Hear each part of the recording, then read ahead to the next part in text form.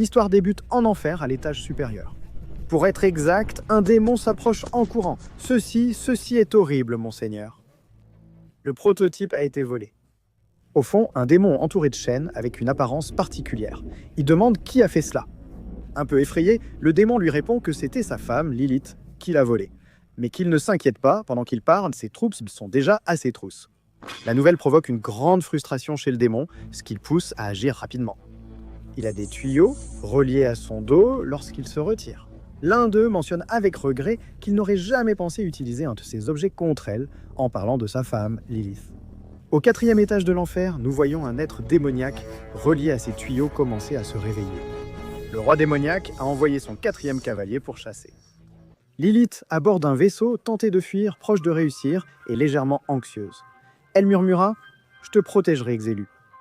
Le vaisseau est attaqué par les troupes qui tirent sans hésiter. Un projectile l'atteint et le détruit. Dans le nuage de fumée, un objet est lancé, les démons regardent, terrifiés. Un objet circulaire a percuté la surface du portail qui a réussi à atteindre la Terre. Sur Terre, Ben se retrouve au cœur d'une bagarre à l'école, affrontant à notre surprise Cash, le tyran local. Ce Ben sait se battre, il n'a pas peur, et je pourrais même dire qu'il est un peu agressif. Ce genre de réaction a tendance à causer des problèmes à Ben. Quant à ses professeurs, ils choisissent de le punir, tandis que ses camarades de classe ont des avis partagés. Il y en a qui le félicitent, il y a même quelques filles gothiques qui sont amoureuses de lui. D'autres perçoivent Ben comme terrifiant, voire psychopathe, mais cela lui importe peu.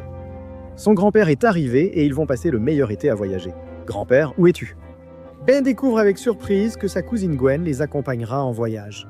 Je peux te dire que Gwen est vraiment comme elle veut. J'espère que ce joli visage ne subira rien. Plus tard, les cousins se saluent comme d'habitude, comme s'ils n'étaient pas de la même famille. C'est alors que le grand-père Max doit intervenir, et il le fait à la manière typique du grand-père Max. Il s'approche d'eux en mangeant un plat de vers de terre avec du sel marin. Je croyais que l'été serait plus sympa avec Gwen, s'il vous plaît. Entendez-vous tous les deux. Pour leur grand-père, les deux cousins accèdent de passer l'été ensemble sans choix. La nuit tombe, et comme tu peux l'imaginer, la cohabitation entre cousins n'est pas la meilleure, mais comment pourrait-il en être autrement? Tandis que l'un joue aux jeux vidéo, l'autre fait ses devoirs. Je ne sais pas qui a plus tort, mais grand-père Max raconte des histoires d'horreur. Fatigué, Ben part se promener en forêt. Soudain, une forte explosion le surprend.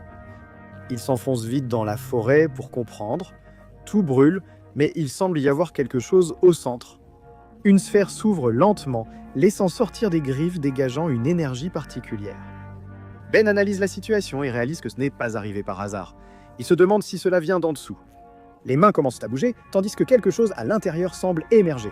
Ben commence à avoir peur et se demande si cette chose est vivante. Bien qu'un peu tard, l'objet étrange saute en s'étendant en une chose grotesque.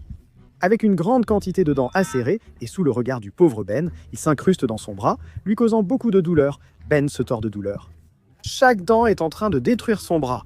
Ben ne comprend pas, il ne fait que crier de douleur. Quelque chose semble s'emparer de lui, n'ayant plus rien à faire, son seul instinct est de frapper. Il le fait si fort qu'il calme un instant la situation. Une grande énergie est expulsée. Ben ne ressent plus de douleur. Terrifié, il regarde sa main. Il ne sait pas ce qui se passe. Il se demande simplement si cette chose a mangé sa main. Qu'est-ce que tu es? Ben tente de se calmer et pense d'abord à retirer cette chose de son bras. Comme il est dans une forêt, la première chose qu'il trouve est un petit bâton qui, évidemment, se casse. En plus, il semble même brûler. Ben, envahi par le désespoir, commence à toucher tout autour de l'appareil. Un symbole étrange apparaît soudainement. N'ayant pas le choix, il espère juste que ça ne tentera plus de le manger. Celui qui craint la mort ne devrait pas naître. L'appareil brille et libère beaucoup d'énergie dans le corps de Ben. Peu à peu, il sent l'énergie s'emparer de son corps et il se transforme en une créature horrifiante. Un détail frappant. On aperçoit d'abord des yeux rouges quelques secondes avant ce verre de Ben. Quand Ben réagit, c'est un démon de feu. Un peu confus, il observe la forêt en flammes avec quelques corbeaux qui finissent vite par effrayer ce démon. Le son de vous, créatures inférieures, me rend malade. Ouah, pourquoi moi? Que se passe-t-il? Pourquoi mon corps a-t-il bougé tout seul? Parce que ce n'est pas ton corps, sale gamin, c'est le mien. Toi, maintenant tu es dans le corps dans lequel je suis. Ben reste stupéfait d'apprendre qu'il partage son corps avec un démon. Ce dernier s'est déjà assis en attendant. Ben essaie de raisonner, mais tout est très confus. D'abord mon bras, ensuite tu me transformes en brasier, et maintenant tu entres dans ma tête. Qu'est-ce que tu es? Pourquoi es-tu ici? C'est quoi ce truc? Il a mangé ma main? Ben est exalté et cherche des réponses. Le démon se téléporte près de lui en une seconde. Non, n'ose pas insulter le Fils du Seigneur avec ta bouche immonde. Humain. Ben joue au dur en l'insultant. Le démon, frustré, le prévient que s'il insulte Sa Majesté, il mourra. Ben ignore son commentaire, l'insulte encore et lui reproche de ne pas expliquer comment retirer la masse noire de son bras. Je t'avais prévenu. Au loin, on entend des pas. Ben, où étais-tu, le nerd? Non, pas maintenant. Le démon de feu porte rapidement son attention sur sa cousine Wen. En voyant ce démon, elle prend peur et fait la chose la plus logique. Elle s'enfuit en courant. Maintenant, Ben essaie de profiter de la situation pour chercher de l'aide. Il essaie d'expliquer qu'il s'agit de son cousin, ce que Gwen doute évidemment. Ben ressent quelque chose d'étrange et dit qu'il ne contrôle plus son corps. Bientôt, le démon reprendra le contrôle. Avec ses derniers souffles, il lui dit qu'il faut appeler grand-père. Trop tard, le démon a pris le contrôle et concentre toute son énergie dans sa main. Gwen est paralysée. Ben tente de reprendre le contrôle, mais il est trop tard. L'attaque vise sa cousine. À la dernière seconde, des chaînes parviennent à éviter le désastre. Le grand-père Max est arrivé, un peu terrifié car sa petite fille allait être déchiquetée par un démon. Gwen pleure sans répit, touchée au visage lors de l'attaque. Max s'excuse. « Désolé ma fille, je suis arrivé trop tard.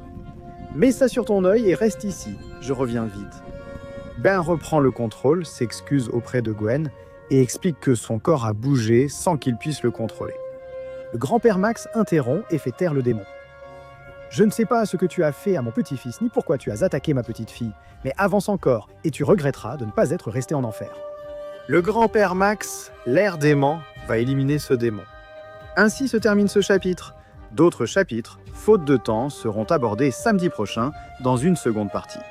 Si cette vidéo reçoit beaucoup d'amour, je la publierai vendredi. L'histoire est géniale et j'ai hâte de la finir. Je continuerai à travailler de la même façon sur le grand final. Merci d'être resté jusqu'ici dans la vidéo et de toujours laisser tes bons commentaires auxquels je réponds dès que possible. Avec ces personnes formidables, je vous dis au revoir. Je suis Frio, à bientôt. La prochaine fois. Au revoir.